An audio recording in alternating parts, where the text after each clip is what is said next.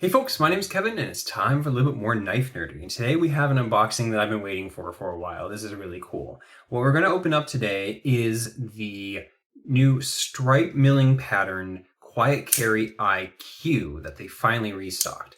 They had some delays in how that production went, and they took a few more months to restock than they were originally anticipating. If you watch my small details review of the quietcarry IQ, I think it was supposed to restock originally in August, and it didn't come out until November. But it's here now, and I cannot wait to get my hands on it.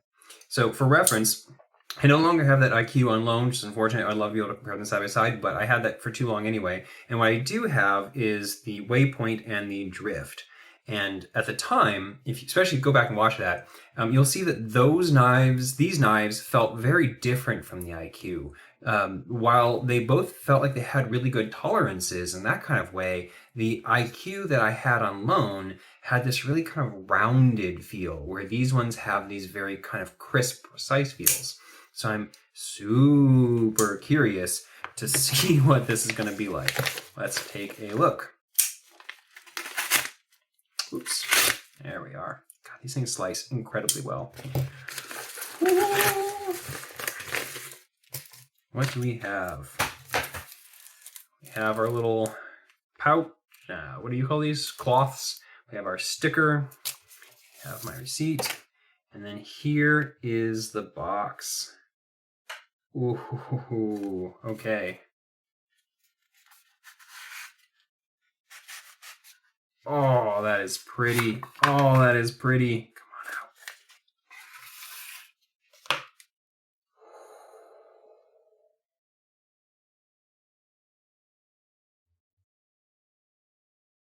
Ooh, yeah.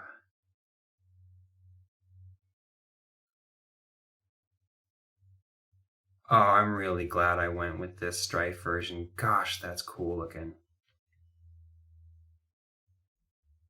So, time to feel it. Yeah. Oh, that's really good. Okay. Falls right down. So this is brand new. The version I played with before had been used by two different folks for like 8 months, and so it was very broken in. So this is brand new, very nice and snappy. It's a little bit tight, but you can see that if I push it over, yeah, that version was so much more broken in than this, but this still, yeah, still fall easily. Ooh. Okay, one of the things that one had, I'm going to get straight to this. One of the things that one had that I didn't like was detent rock, where it would rattle against the detent ball. And that is completely absent here. So if you go back and watch that, what was going on there, on the version I had from my friend, the detent ball was just slightly small enough compared to the hole that it fit into that it could wiggle back around and forth in there while closed. And this doesn't do that whatsoever. That's nice. Okay, let's look at this blade. As I said back then, this is just such an incredibly practical EDC blade. It's just a really, really nice all-rounder. This modified sheep's foot here makes this tip down just like perfect for doing kind of like a rocking motion or cutting with that tip and the fine, doing like a utility cut around something. It just works so well. I'm going to take this apart and lube it up. I feel like this is just a smidge on the dry side. Like, yeah. But, ooh, I'm loving it. This should feel exactly the same as it did before. Yeah, this fits really nicely in my hand. The thing I'm really interested in is how is this texture feel? Because the other one had this rounding going on that made it feel less crisp than this in my hand. And if I'm looking at the way that these like rounding corners go here, it has the same curves as the other one. So it does slope in the same kind of way right here. But this texture gives the entire thing just a little bit more of that kind of crispness. Yeah, it clings to my finger in a way. That's another really big thing. The old one I had in the Stonewash, and it was a definitely a smoother Stonewash. These versions both have an identical Stonewash. This one has a knurling pattern on this side too, but both have an identical Stonewash that is smooth, but actually grips surprisingly nicely. Like, it's not grippy, but your finger does cling to it. And the version of the IQ that I had, that Stonewash was pretty slippery. And this just subtle traction here really does make this stick a lot better. Yeah, this you can grip significantly more. I'm really glad I got this. I think it's gorgeous looking, but I'm really glad I got the version just from that tactile sense right there. Ooh, yeah, no, I am super pleased with how this came out. I love it.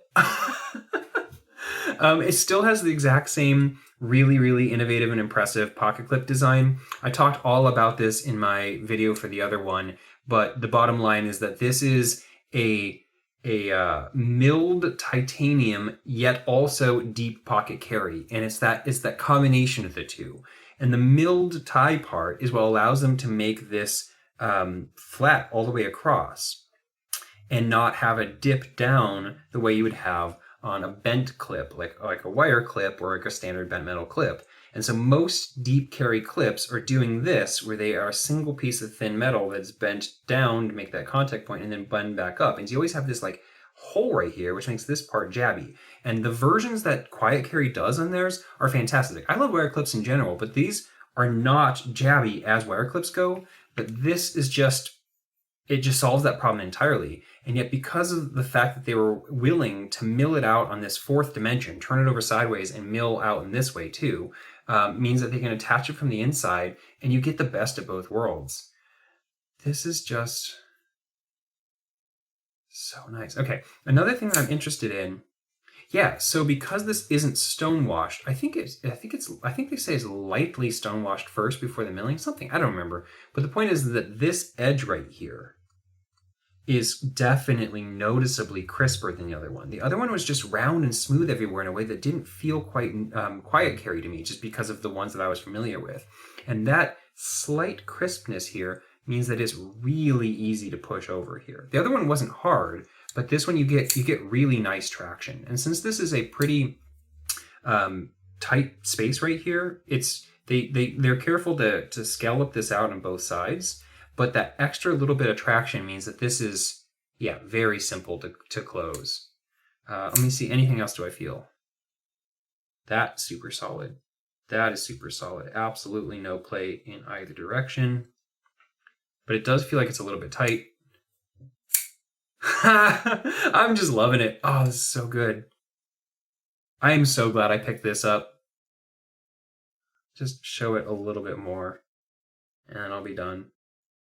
Again, if you want to see my full small details review on this knife, the other version of it that I had, go check it out. This one, the only difference between this is the blade, the milling pattern. This is in Elmax. That one was in 20CV, but those steels are pretty darn comparable for the type of stuff that I do.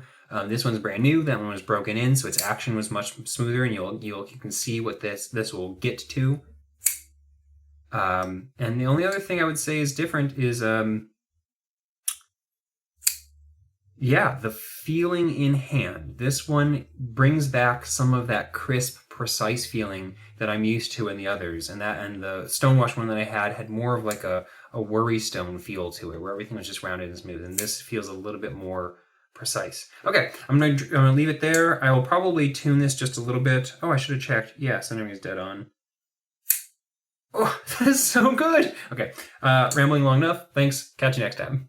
Actually, I wanted to film one little more bit because all I've done is micro tune this. I backed this pivot off the slightest, tiniest hair, and I added in some lube on the detent ball because this was a little bit dry.